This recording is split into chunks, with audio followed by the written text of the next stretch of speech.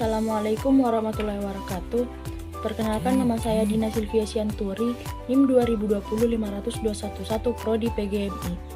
Baiklah, di sini dari kelompok kami ingin menjelaskan tentang ruang lingkup filsafat ilmu, yang mana pembahasan saya yaitu ilmu sebagai objek kajian filsafat. Jadi di sini ilmu berusaha mengembalikan ruh dan juga tujuan luhur ilmu agar tidak menjadi bumerang bagi kehidupan manusia. Tujuan filsafat ilmu yang lain adalah mempertegas ilmu dan teknologi adalah instrumen, bukan tujuan. Jadi di sini pada dasarnya setiap ilmu memiliki dua objek, yaitu objek material dan objek formal. Objek material adalah sesuatu yang dijadikan sasaran penyelidikan, sedangkan objek formalnya adalah metode untuk memahami objek material tersebut. Filsafat juga memiliki objek material dan juga objek formalnya, yang mana objek material filsafat ini terbagi atas 3 bagian, yaitu yang ada dalam empiris, yang baru yang ada dalam pikiran, dan yang ada dalam kemungkinan.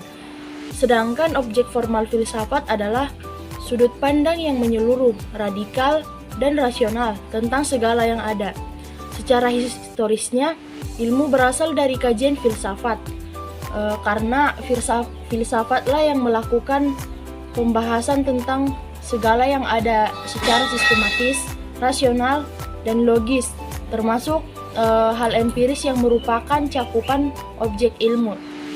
Seiring berjalannya waktu akan semakin bercabang dan berkembang menjadi spesialisasi dan menampakkan kegunaan yang praktis. Ilmu sebagai objek kajian filsafat ini sepatutnya objek material yang didekati lewat pendidikan radikal, menyeluruh, dan rasional. Begitu juga sifat pendekatan spekulatif dalam filsafat sepatutnya dengan bagian dari ilmu. Jadi di sini tentang ruang lingkup filsafat ilmu yang mencakup ilmu sebagai objek kajian filsafat, pengertian filsafat ilmu dan tujuan filsafat ilmu. Filsafat sebagai proses berpikir yang sistematis dan radikal, memiliki objek material dan juga objek formal. Objek material filsafat adalah segala yang ada, segala yang mencakup yang tampak dan tidak tampak. Yang tampak ini adalah dunia empiris, sedangkan yang tidak tampak adalah alam metafisika. Sementara itu, sebagian filosof membagi objek material filsafat atas 3 bagian, yaitu yang ada di alam empiris, yang ada dalam pikiran, dan yang ada dalam kemungkinan. Adapun objek formal adalah sudut pandang menyeluruh, radikal, dan juga rasional tentang segala yang ada. Cakupan objek filsafat lebih luas bila dibandingkan dengan ilmu, karena ilmu hanya terbatas pada persoalan yang empiris saja, sedangkan filsafat mencakup yang empiris dan yang non-empiris. Pada awalnya, filsafat terbagi pada teoritis dan praktis. Filsafat teoritis mencakup metafisika, fisika, matematika, dan logika. Sedangkan filsafat praktis adalah ekonomi, politik, hukum, dan etika. Setiap bidang ilmu ini kemudian berkembang dan menspesialisasi. Seperti fisika berkembang menjadi biologi, biologi berkembang menjadi anatomi, kedokteran pun terspesialisasi menjadi beberapa bagian. Bahkan pada perkembangan berikutnya, filsafat tidak hanya dipandang sebagai induk dan sumber ilmu, tetapi sudah menjadi bagian dari ilmu itu sendiri yang juga mengalami spesialisasi. Secara pengertian bahasa, filsafat dalam bahasa Inggris yaitu filosofi. Adapun istilah filsafat ini berasal dari bahasa Yunani filosofia yang terdiri atas 2 kata, yaitu philos cinta atau philia persahabatan, tertarik kepada, dan sophos hikmah kebijaksanaan, pengetahuan, keterampilan, pengalaman praktis, intelijensi, Jadi secara etimologi, filsafat berarti cinta kebijaksanaan atau kebenaran. Love of wisdom orangnya disebut filosof yang dalam bahasa Arab disebut filsuf. Harun Nasution di sini berpendapat bahwa istilah filsafat ini berasal dari bahasa Arab karena orang Arab lebih dulu datang dan sekaligus mempengaruhi bahasa Indonesia daripada orang atau bahasa Inggris. Oleh karena itu, dia konsisten menggunakan kata falsafat bukan filsafat. Jadi dalam pandangan Sidi Ghazalbah, filsafat adalah berpikir secara mendalam, sistematik, radikal, dan universal dalam rangka mencari kebenaran, inti atau hakikat mengenai segala sesuatu yang ada. Pendapat ini memperlihatkan adanya 3 ciri pokok dalam filsafat, yaitu yang pertama, adanya unsur berpikir yang dalam hal ini menggunakan akal. Yang kedua, adanya unsur tujuan yang ingin dicapai melalui berpikir tersebut. Yang ketiga, adanya unsur yang terdapat dalam pikiran tersebut, yaitu mendalam. Sedangkan pengertian ilmu yang terdapat dalam kamus bahasa Indonesia adalah pengetahuan tentang suatu bidang yang disusun secara bersistem menurut metode tertentu yang dapat digunakan untuk menerangkan gejala-gejala tertentu di bidang pengetahuan itu. Mulyadi Kartanegara mengatakan bahwa ilmu adalah any organized knowledge. Ilmu dan sains menurutnya tidak berbeda, terutama sebelum abad ke-19. Akan tetapi setelah itu sains lebih terbatas pada bidang fisik dan indrawi, sedangkan ilmu melampauinya pada bidang non-fisik seperti metafisika. Persamaan filsafat dan ilmu adalah sebagai berikut. Yang pertama, keduanya mencari rumusan yang sebaik-baiknya dan menyelidiki objek selengkap-lengkapnya sampai ke akar-akarnya. Yang kedua, keduanya memberikan pengertian mengenai hubungan atau koheren yang ada antara kejadian-kejadian yang kita alami dan mencoba menunjukkan sebab-sebabnya. Yang ketiga yaitu keduanya berhak memberikan sintesis, yaitu suatu pandangan yang bergandengan. Keempat, keduanya mempunyai metode dan sistem. Kelima, keduanya berhak memberikan penjelasan tentang kenyataan. Seluruhnya timbul dari hasrat manusia, objektivitas akan pengetahuan yang lebih mendasar. Perbedaan filsafat dan ilmu adalah sebagai berikut. Yang pertama, objek material lapangan filsafat itu bersifat universal, umum, yaitu segala sesuatu yang ada, realita. Sedangkan objek material ilmu, pengetahuan ilmiah itu bersifat khusus dan empiris, yaitu ilmu hanya terfokus pada disiplin bidang masing-masing secara kaku dan terkotak-kotak, sedangkan kajian filsafat tidak terkotak-kotak dalam disiplin tertentu.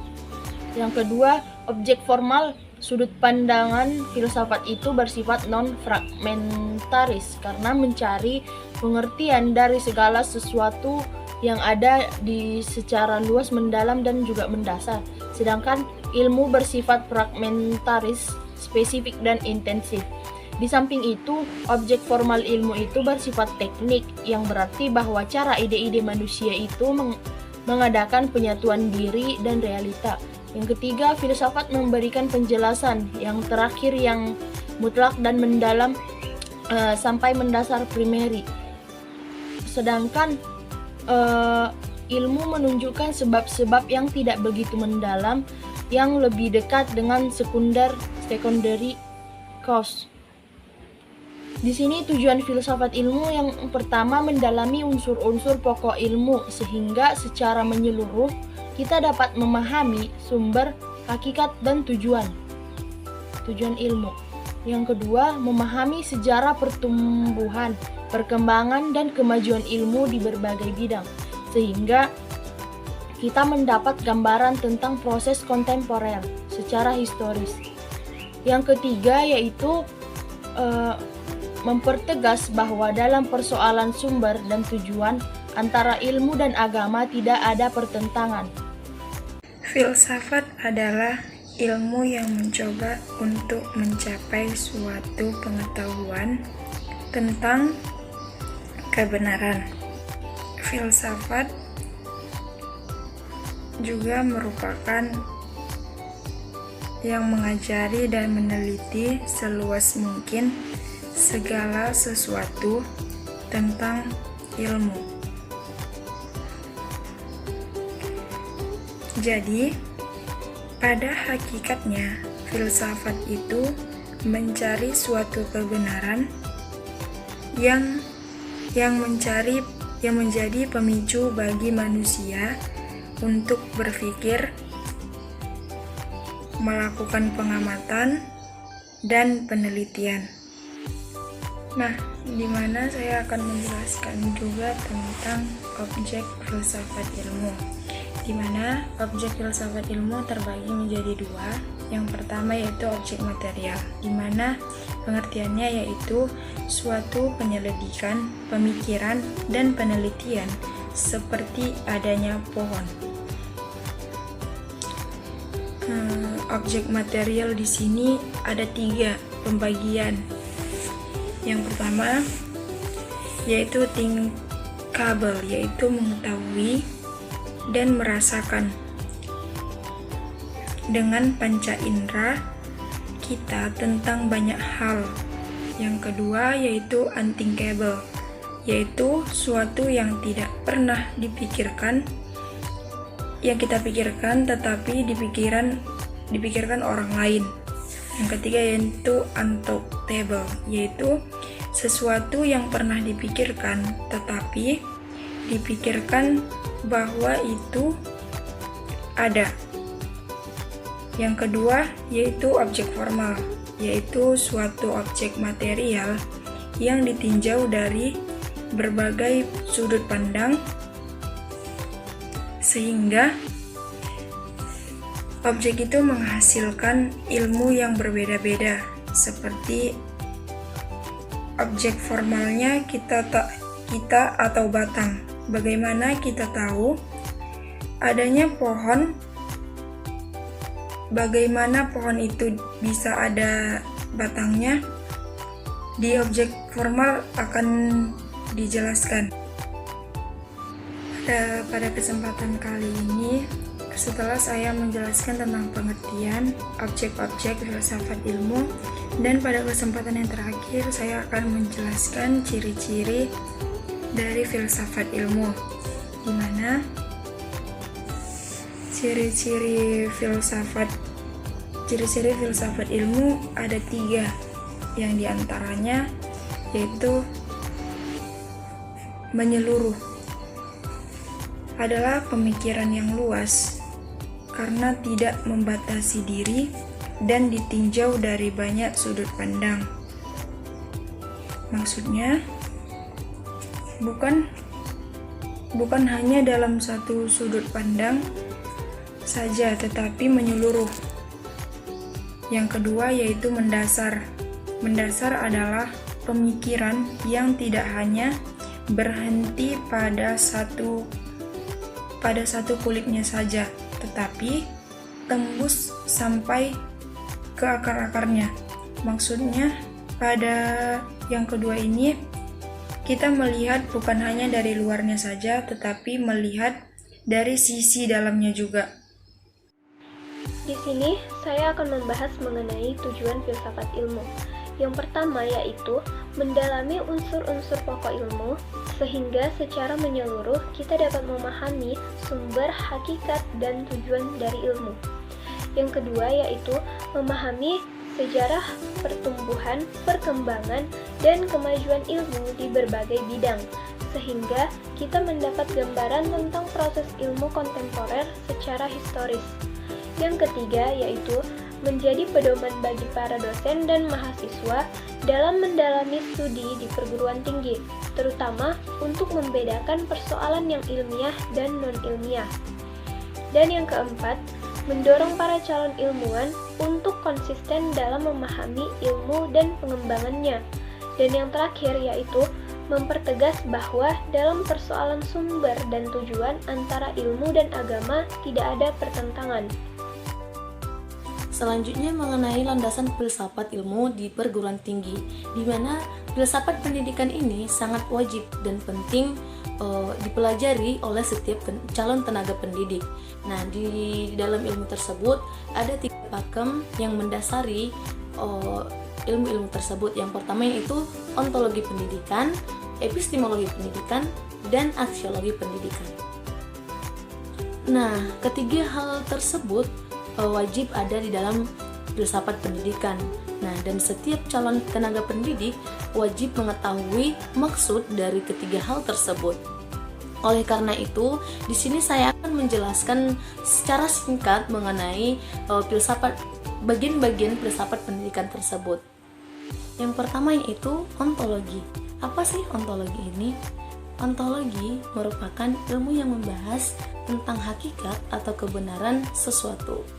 Nah, dalam hal ini, ontologi pendidikan berarti ilmu yang membahas hakikat atau kebenaran tentang pendidikan. Hakikat pendidikan yang dimaksud itu berarti berupa tujuan pendidikan, hakikat peserta didik dan pendidikan, serta hakikat kurikulum pendidikan. Kemudian, ada juga orang bertanya, bagaimana suatu ilmu itu dikatakan benar? Nah, dalam ontologi ini teman-teman, kita sebelum membenarkan suatu ilmu itu, kita harus memiliki fakta yang akurat tentang kebenaran suatu ilmu tersebut, bukan mitos ataupun sesuatu hal yang terbukti secara rasional dan empiris. Nah, di dalam ontologi ini, sesuatu ilmu bisa dikatakan benar jika ada fakta yang sudah akurat ataupun yang sudah diteliti terlebih dahulu dan sudah jelas kebenarannya. Itu baru termasuk di dalam ontologi tersebut. Yang kedua yaitu epistemologi pendidikan, di mana epistemologi ini berasal dari 2 kata, yaitu epistem dan logos, di mana epistem ini adalah pengetahuan dan logos ini pembuktian secara rasional. Nah, epistemologi ini sangat berperan penting di dalam dunia pendidikan. Kemudian, epistemologi ini juga memiliki beberapa metode untuk mencari tahu suatu kebenaran. Yang pertama yaitu rasional. Nah, epistemologi ini sangat berperan penting di dalam dunia pendidikan. Kemudian, epistemologi ini juga memiliki beberapa metode untuk mencari tahu suatu kebenaran. Yang pertama yaitu rasional, intuitif, biologis, kooperatif, dan kritis. Nah, dalam hal ini, pendidikan harus sesuai dengan konteksnya. Maksudnya adalah, dalam mencari kebenaran tentang suatu pendidikan harus bisa menyesuaikan diri dan tetap berpijak pada fakta. Yang terakhir yaitu aksiologi, di mana aksiologi ini mengacu pada nilai-nilai nyata yang sudah terbentuk. Kemudian aksiologi pendidikan, di mana aksiologi pendidikan ini menjelaskan tentang nilai-nilai secara rasional ataupun masuk akal. Nah, nilai-nilai estetika ini berupa etika dan estetika yang dimiliki oleh setiap tenaga pendidik dan peserta didik.